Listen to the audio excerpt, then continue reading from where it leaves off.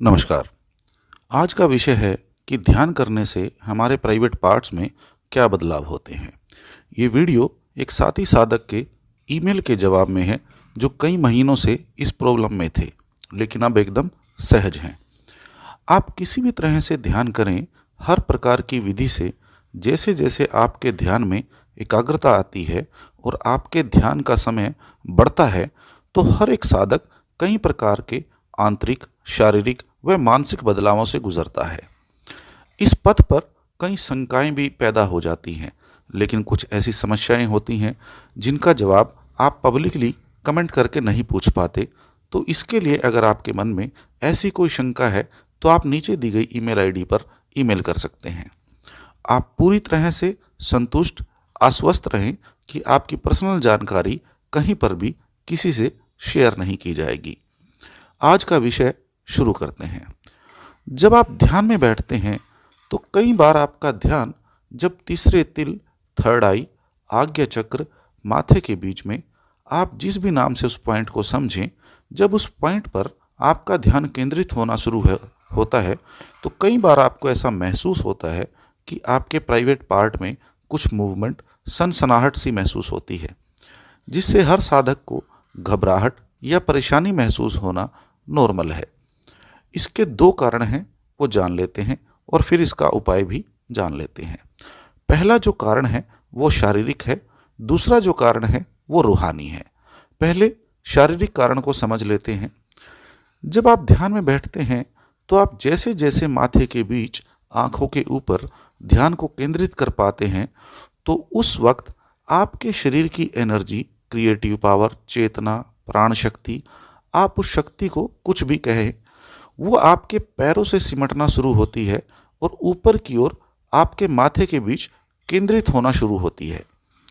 इसी प्रक्रिया में हमारी एनर्जी का स्रोत, जो कि हमारी रीढ़ की हड्डी है, ध्यान में हमारी एनर्जी को हम माथे के बीच में केंद्रित होने के लिए प्रयास करते हैं।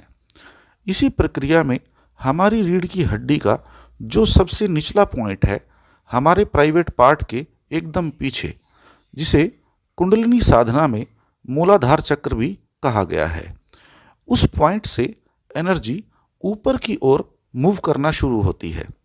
जब ये एनर्जी मूव करती है तो आपको आपके प्राइवेट पार्ट के आसपास मूवमेंट या सनसनाहट सी महसूस हो सकती है और आपका ध्यान एकदम नीचे आ जाता है। और अगर आप बार बार इस पर ध्यान देते रहे तो आपको और भी ज़्यादा महसूस होने लग जाता है और आप ध्यान से ऊपर जाते हैं और जैसे ही आप केंद्रित होना शुरू होते हैं, आपकी एनर्जी की मूवमेंट आपके ध्यान को नीचे गिरा देती है। जिस साधक को ये समस्या हो रही थी वो कई महीनों से इसी में उलझे हुए थे और ध्यान में आगे कोई तरक्की नहीं हो पा रही थी। पिछले 15 दिन के अभ्यास से ही वो इस समस्या से निकल गए हैं। आज सुबह ही उनका ईमेल आया तो मुझे बहुत खुशी हुई कि सत्य के मार्ग पर चलने वाले साधक की मैं कुछ मदद कर पाया।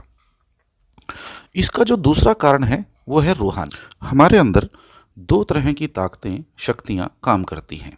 एक है नेगेटिव और दूसरी है पॉजिटिव। ये बहुत डिटेल्ड विषय है, मैं उस पर आपका ज़्यादा समय नहीं लगाना चाहता, सिर्फ आपको ब्रीफ कर देता हूँ और फिर आपको इसका उपाय बताता हूँ। हमारी जो नेगेटिव शक्ति है वो किसी भी हाल में हमारे ध्यान को ऊपर की ओर नहीं जाने देती। उस शक्ति के प्रभाव से हम इस शरीर से ही जुड़े रहते हैं और इसी को सत्य मानते हैं।